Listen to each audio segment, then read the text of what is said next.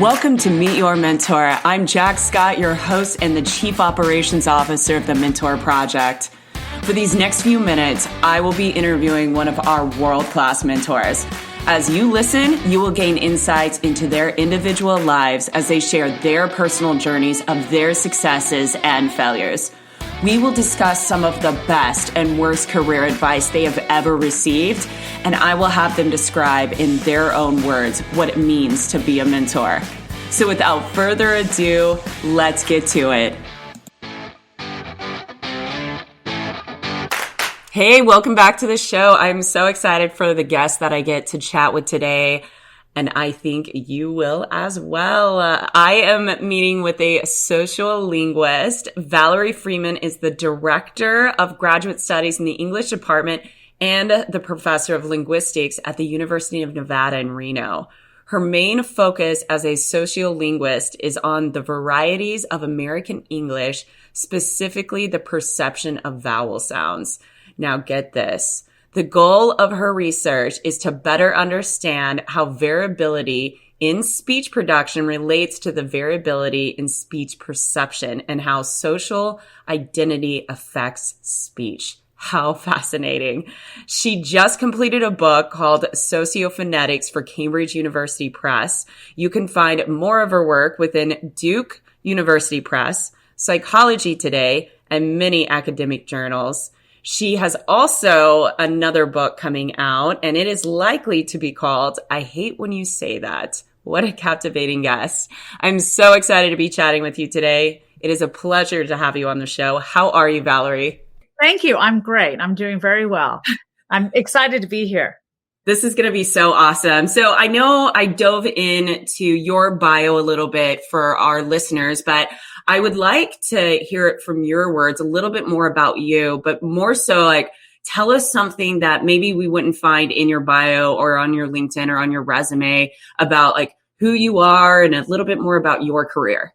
Sure. Well, I work in a field that is sort of a hidden field. When I was in high school or even in college, I never thought, I'm going to become a linguist, a sociolinguist at that, because that's not really something we think about in terms of a career trajectory. But if you think about how we talk about language all the time, we're all sociolinguists. So, you and I had been talking about when you were little and the way you said different sounds. And, we talk about the way that people talk all the time. A lot of comments these days are on how young women are using a lot of something called vocal fry, which is like this, where you kind of have a gravelly voice. The Kardashians are famous for saying things like, not that, right? Where you feel that graveliness, right? So people talk about that, or we hear people complain about how young people use like all the time. We are all sociolinguists because what you're doing when you talk about things that are small parts of language and what they mean to you is you're basically doing some research on the way that language is shaped to society. So we don't talk in a vacuum. Language is a lot more than just information. It's about social communication.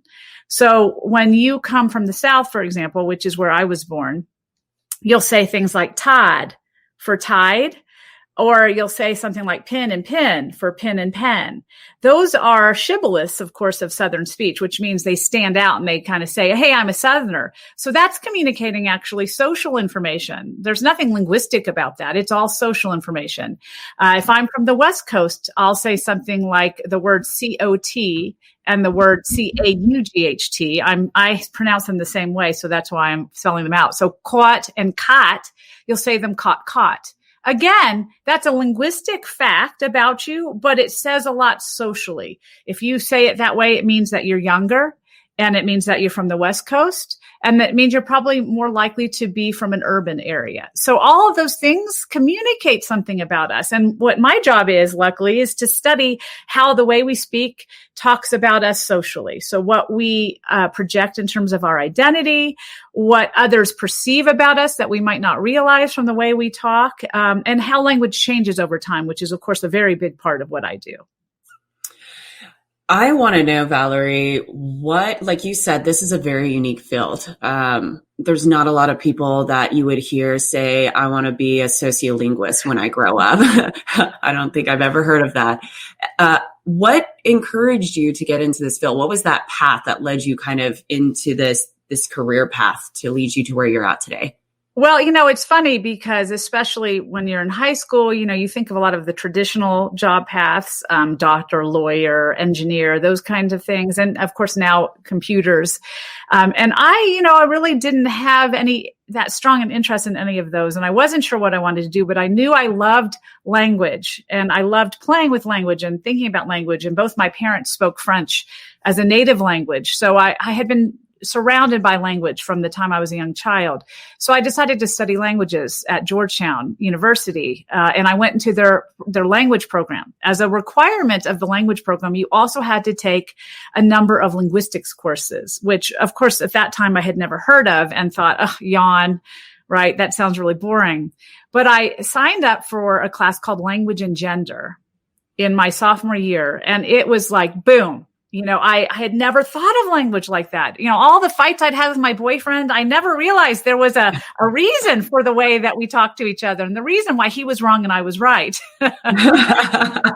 Actually, linguistics believes in no wrong or right, but it did help me understand a lot of sort of these patterns we fall into that we don't even realize they're socialized patterns. We think they're just quirks or the way we talk, or we don't even pay attention to them.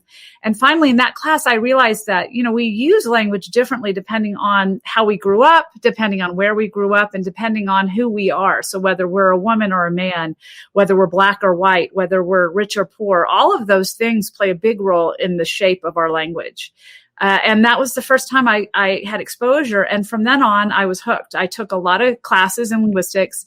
And then when I was coming to the end of my college program, I thought, well, I don't really have a job, so maybe I should go get a doctorate. And it was as simple as that. I just followed something I was interested in.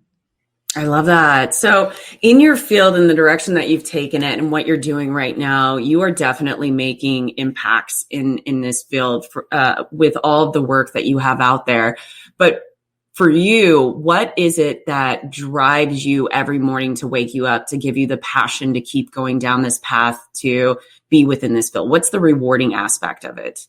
Well, it's interesting because I've been in the field now about 23 years, and I've always had something that drives my interest and makes me want to do it. And I love what I do. I'm so fortunate. Every day I tell myself that I could not have picked a career that was more fulfilling and also just more interesting to me. So I'm fortunate in that way. And I hope that everybody gets an opportunity to have a career that is that fulfilling. But what has been fulfilling about it has changed over the years. When I was young and just starting out in the field, I loved research, and I really loved going out and collecting data through field work, which is one unique aspect of sociolinguistics. There is a field called laboratory phonetics, which is a hard science version kind of what I do, where they bring people into a laboratory and, they put them in a soundproof booth and they have them do some sorts of different things with language, and they do experiments with language. So how people hear things.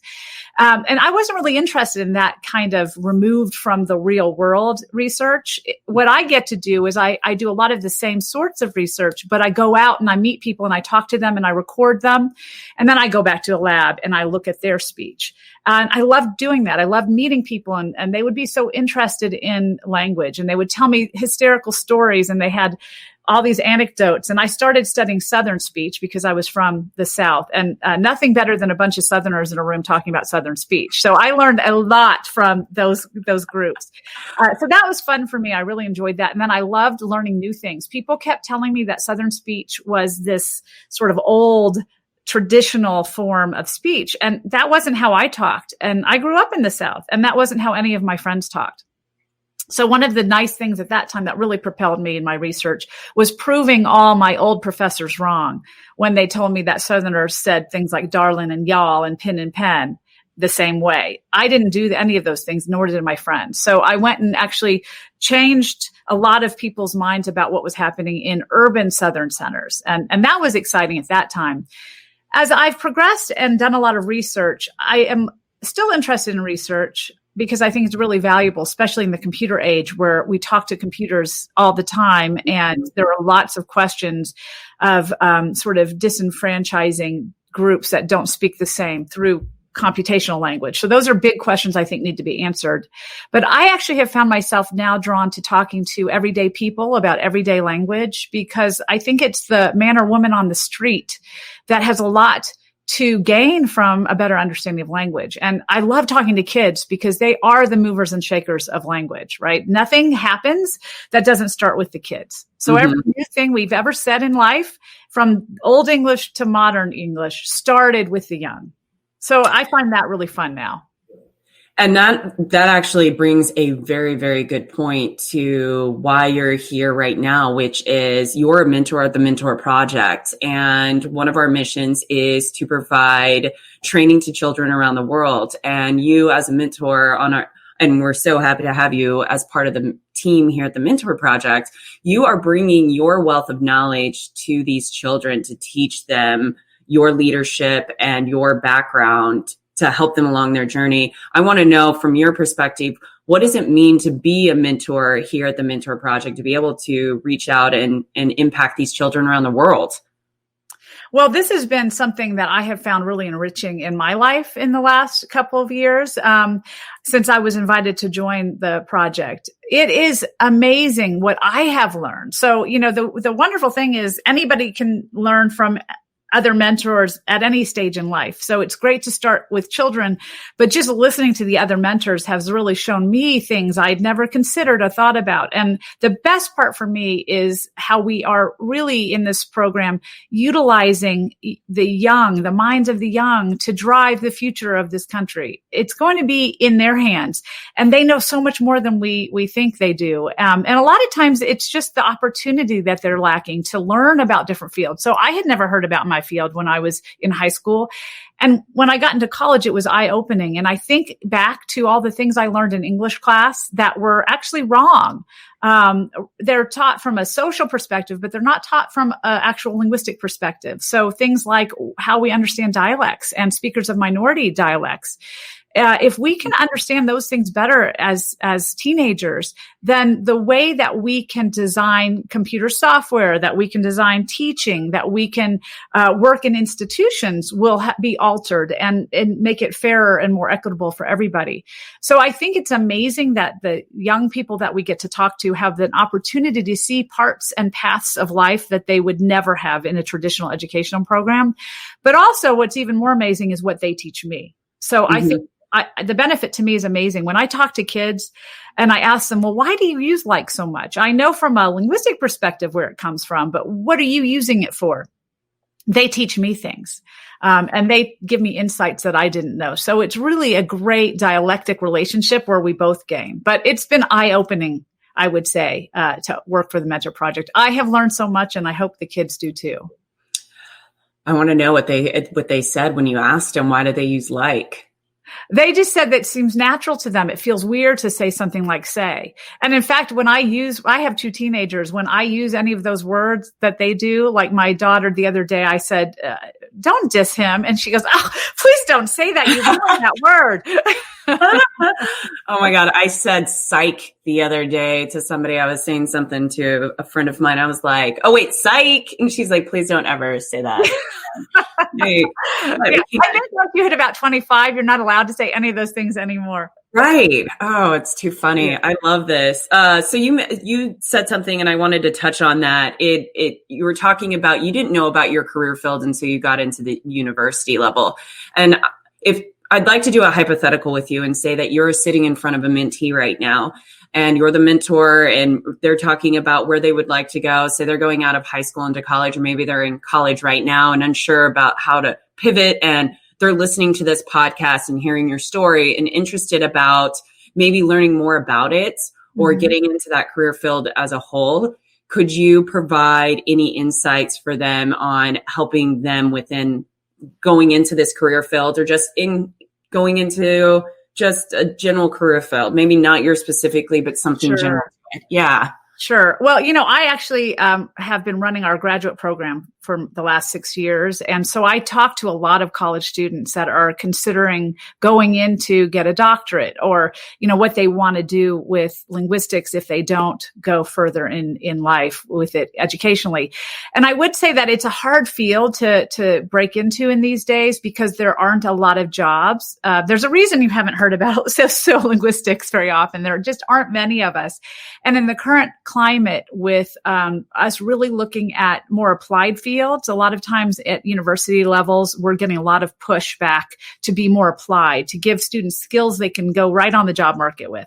And linguistics is really not that kind of field, right? If you go and take a couple linguistics courses in your undergraduate, it will be fascinating, and it may help you in terms of if you go to be a teacher or you go to be a speech pathologist. Actually, a lot of my students are in those fields. You understand language better by having had a couple of classes, but it's hard to get a job out of college with a linguistics degree. So you do have to be sure you want to do research and you want to teach in order to spend the time it would take to get a doctorate in linguistics. And then I would say you would want to gear it towards what's current. So, syntax, which is the study of sentence structure, was foundational to starting my field. And Noam Chomsky is probably the most famous syntactician. He's also well known as an activist. So if you've heard of anybody in linguistics, it's probably Noam Chomsky. But his field is dead in terms of jobs and opportunities. And also, no one's that interested in sentence structure anymore. Nowadays, computational linguistics is really the hot ticket. And if you look at the wave of the future, it is all going into learning how to interact with computers, with Siri, with your smartphone, with your Apple Watch, on social media. Everything we do linguistically and otherwise has moved to the computer age, especially now with the pandemic. We totally see that. So I would say take computer courses and learn computer languages, but also take linguistics at the same time. And then you really can write your ticket. There are jobs galore for people in computational linguistics. So if you have interest in linguistics, then going in the computational direction is really the way to go. That's amazing. Very good advice. So Valerie, you're a professor in this field and you meet with students continuously. And that, in my opinion, you're naturally in that mentor role on a daily basis working with these kids. And I'd like to know from your background and what you've experienced and where you're at today and seeing mentors and being around mentors, it's a little bit of a challenging question, but what if you could summarize what a mentor was in one single word, what would that word be? And then explain to us why you chose that specific word. I really think mentors are sounding boards. We do learn from mentors, but we also learn how to go forward from this, following the models that a mentor has provided. So I think, having someone to bounce ideas off of. I know I've had mentors through my life, and that's really what they've been to me. They've taught me things, certainly, but you can learn things from almost anywhere. I can get a YouTube video to learn things, right? To actually learn things in a way that you can come up with ideas and kind of sound them out with someone who is more experienced and has more exposure to the field. I think that's the real value of a mentor, to be able to ask questions in a safe space, to be able to explore ideas in a safe space and have someone tell you, oh, no, that's a stupid idea. Or, yeah, that's fascinating. No one's ever done that. Just that experience. That's really what a mentor brings. I don't think mentors are smarter or have more knowledge in general than the people they're mentoring. It's really that they have a very specialized expertise that can provide the vantage point of experience. Well stated, Valerie. And I want to pivot on that. You said something about, you can get guidance. You'll receive guidance from your mentor. And sometimes, and this guidance that we receive from the mentors is from their personal experience. So it's not always bad advice that they give you or great advice. It's just their personal suggestion to help you along your journey. But sometimes that can turn into bad advice. And I want to know if you've ever received any bad advice from a mentor or just a professional within your life that you recognize that was bad advice either right then or later on down the road. And then what did you do about it and how did it impact you? Well, I was thinking about advice and sort of our role as mentors. And I'm very fortunate that I can't really pick one particular piece of advice that ever steered me too wrong. I can think about maybe things that somebody who was in a mentoring position to me said that maybe inspired me to prove them wrong. So for example, when I was doing my doctorate, my dissertation director, or the sort of, you pick someone that's going to run your program when you get to a PhD. He told me that, we know everything about Southern speech. There's nothing to learn, because I was interested in exploring it, because I had read things that just didn't ring true to me. And he kind of dismissed it and told me, not so interesting, which actually made me want to go study it more. And in fact, I did prove him wrong. And he said, oh, it's actually more interesting than I thought. So sometimes I think it's not even bad advice. It's just not maybe knowing everything, and it's telling someone what you think that doesn't really reflect their experience. And sometimes if you feel like there's a big mismatch there, it's worth exploring that more. Maybe that's a signal to you that that's something that you should research. It's a question that you want to solve and answer. But fortunately, I can't really think of any really horrible advice that I've gotten. But I do think the key is that you take some information from mentors, but you have to make your own decisions. And that's really what a good mentor does, is they don't decide things for you. They just present you with ideas and you decide which one fits you best.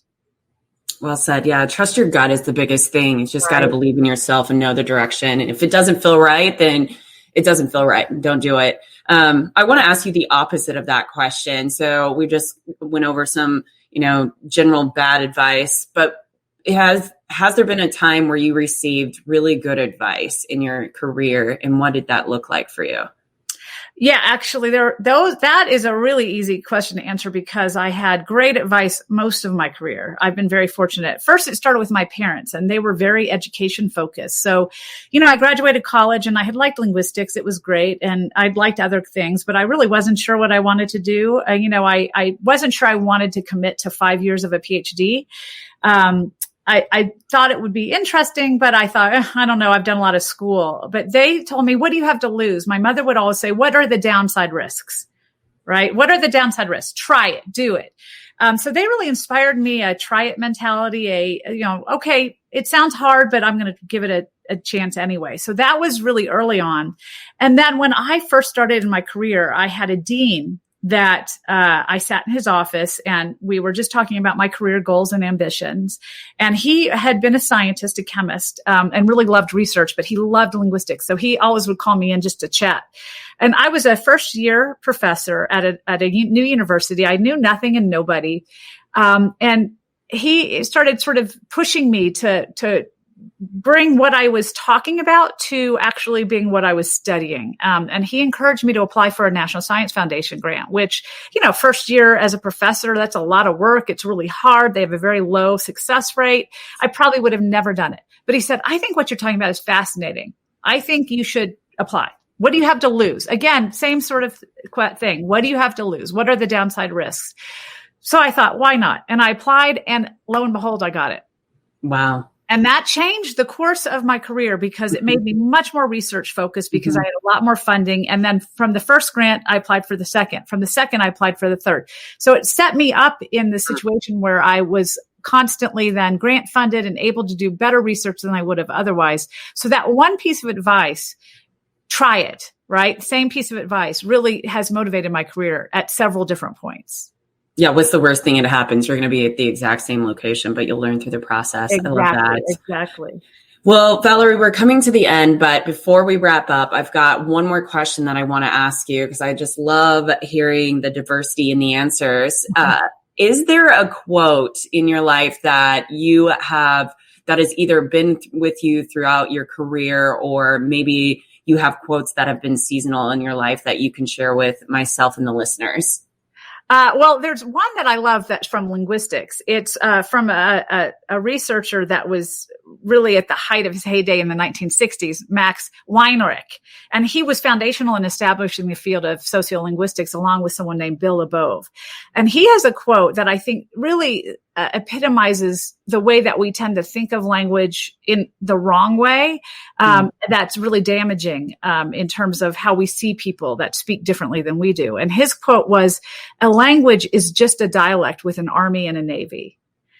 And what that means, and what that kind of reminds people, I love telling people that quote, is that language is about politics and power rather than about correctness. So we often hear people say, use proper speech, use correct speech, use standard speech, but all of those are fallacies. There's no such thing. Anything we do as a human linguistically is proper and correct, right? That's how our brain was wired.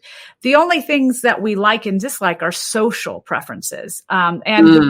That one language is superior to another has nothing to do with linguistic superiority and everything to do with power and economic superiority. So I love that quote because it reminds me of that. But I think from the personal level, one of the things that struck me, and it's a song, is Sheryl Crow's song, Every Day is a Winding Road. Because I think that epitomizes how life just takes you places you wouldn't expect. And so I think I live by that motto. Just embrace it, because every day is a winding road. I love that. That's awesome. I do know that song very well, actually. So we're at our time, but before we hop off, I know that our listeners are going to want to reach out to you and connect with you. What is the best way for them to connect with you? If you can provide maybe an email or your LinkedIn information. Sure. Well, they can, especially if they're interested in anything about the field or about going into the field or about graduate programs. They can get in touch with me at my address at school at the university, which is Fridland, my last name, at UNR, like University of Nevada, Reno.edu. I also have a personal website, just Valerie Fridland. You can look that up. And then if they're interested in learning more about the types of things I research, they could read my blog that's available online at Psychology Today. And it's just called Language in the Wild, or you can even put my name in the search field. Or they can come and join me for a talk or something like that. If they want to subscribe on my website, they can get monthly newsletters about it. I love it. Awesome. Well, Valerie, it has been amazing. Thank you so much for coming on the show today. Oh, it's been a great pleasure. Thank you. Thank you to all our listeners and sponsors who have made this podcast possible. You can check out all our content by going to our website at mentorproject.org. We'd love for you to contact us to get more involved. See you next week when we talk with another one of our amazing mentors.